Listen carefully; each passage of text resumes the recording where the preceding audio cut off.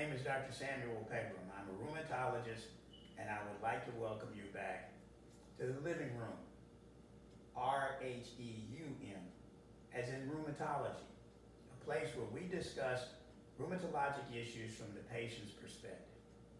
As previously mentioned, today we are going to talk about the use of the coronavirus vaccine in rheumatology patients who are on immunosuppressant therapy.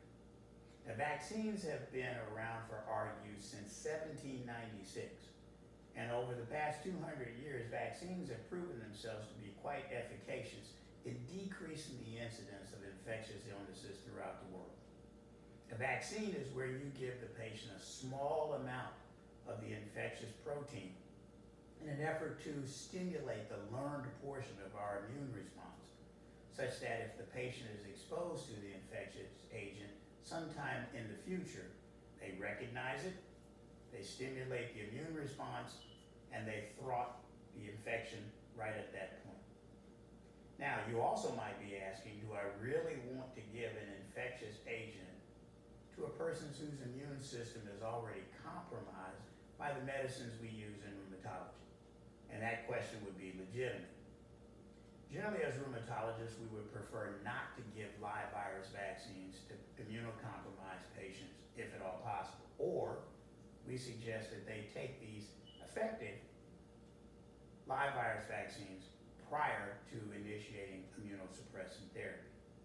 Another way to get around that is that we attenuate the virus, meaning we decrease the infectivity of the virus, or we deactivate the virus in total, meaning that we give the patient dead virus vaccines.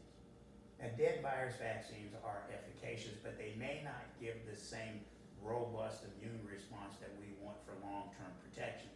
So, patients who get dead virus vaccines often need 2 inoculations, 1 injection and then a second injection sometimes down the road to enhance the immune response. Now, let's talk about something that would be totally radical. Meaning, let's say we don't give the patient the virus at all, but instead, we give the patient some of the genetic material that codes for a part of the virus that is non-infectious.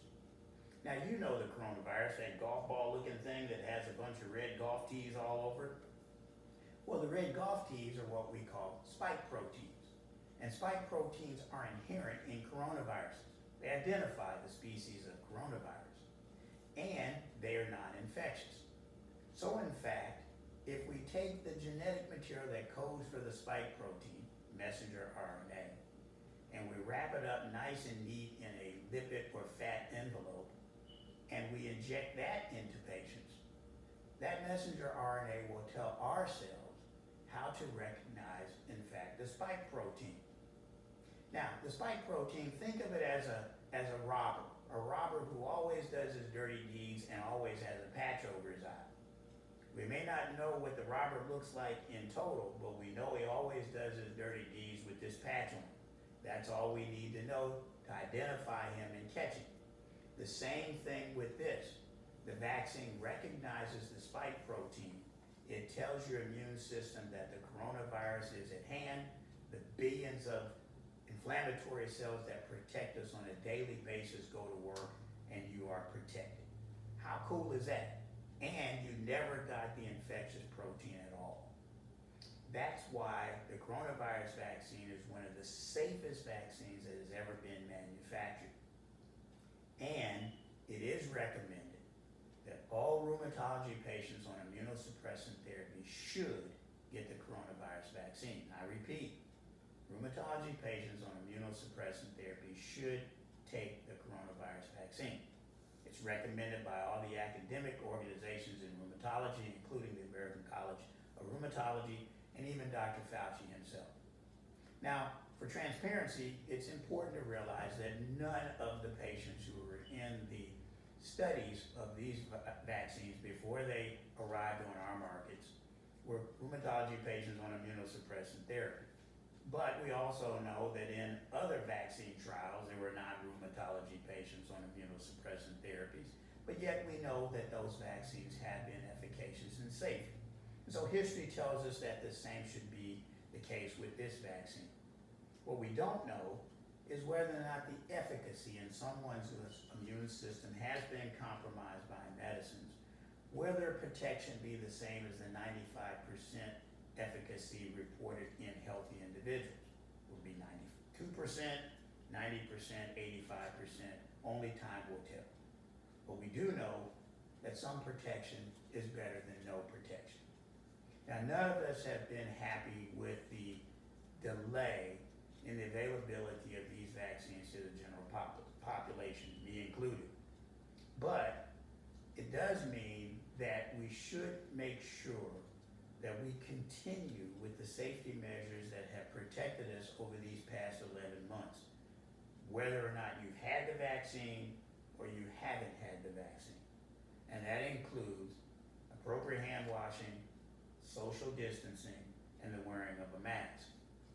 Now, the wearing of a mask, you tell me, wearing a mask over your mouth but not covering your nose, how goofy is that? If you're going to wear a mask, cover both your mouth and your nose. Also, hand washing. 6-year-olds do it, so we as adults can muddle through. And also social distancing. The news media says that we as Americans are tired of social distancing, and we are very, very tired and have a hard time continuing with social distancing. Well, let me tell you what's hard and tiring. Is to watch someone die in an ICU because of something that we could have prevented. Remember, as Americans, we are generally generous and giving individuals. So remember 3 little letters, SBS. Stop being selfish and do the things that you need to do to protect those around you if you don't wish to protect yourself. Protect your family, your wife, your husband, your children, members of your church, people at your place of employment, people within your neighborhood and in your nation. It's simple to do. And if we all do it and get the vaccine, we will come out on the other side of this whole and most importantly healthy.